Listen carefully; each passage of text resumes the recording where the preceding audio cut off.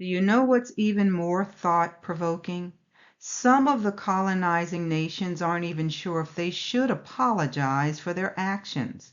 In 1998, former President Bill Clinton acknowledged the horrors of the European slave trade when he visited Uganda, but he didn't offer an apology. Later, President George W. Bush said that the transatlantic slave trade had been one of the greatest crimes in history when he visited Senegal in 2003. Again, no apology. I think it's safe to say that they don't even believe that the descendants of the people they enslaved are deserving of an apology. It's the paradox of regret.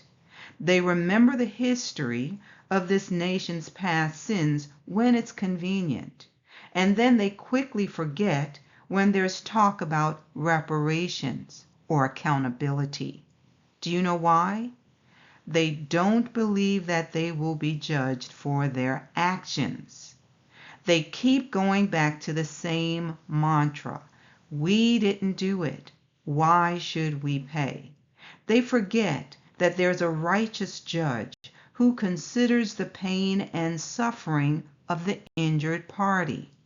I want you to listen to a snippet from a video I uploaded 2 years ago called Paying for the Sins of Your Forefathers.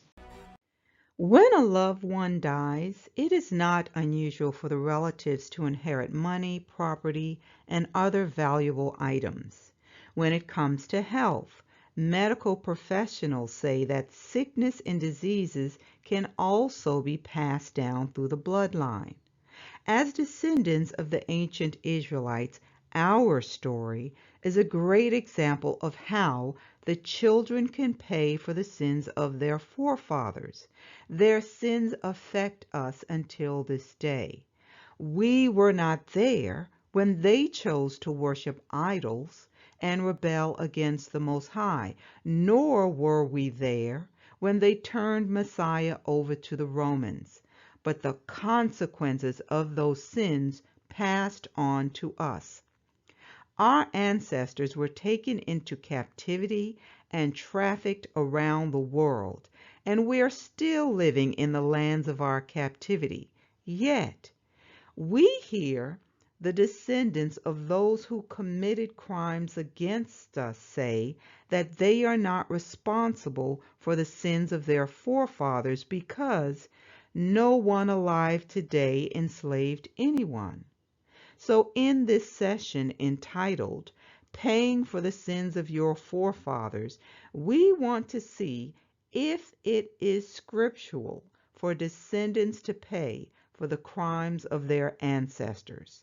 Because if it is, then we know that it is your time to reap, America. Hey, thanks for tuning in to Gates of Huldah Extended. To listen to the full version of this message, click the link in the description box.